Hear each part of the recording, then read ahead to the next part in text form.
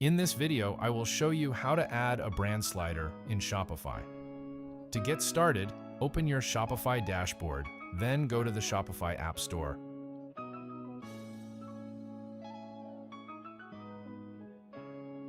And search for terms like brand slider or logo carousel.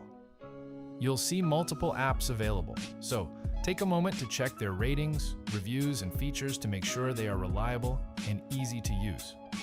Also, make sure the app supports your theme and works well on mobile devices. Now, choose an app that fits your needs and budget. Many apps offer free plans or trials, which is great for testing. Click Install and follow the setup process. This allows the app to connect with your store and add the slider feature. After installing, open the app and create your first slider. Upload your brand logos, preferably in PNG or SVG format so they look clean and sharp. Keep all logos the same size for a better appearance. You can also add links to each logo if you want to redirect users to specific pages. That's it. Your brand slider is now live and ready to showcase your logos professionally. If you found this video helpful, subscribe to our channel.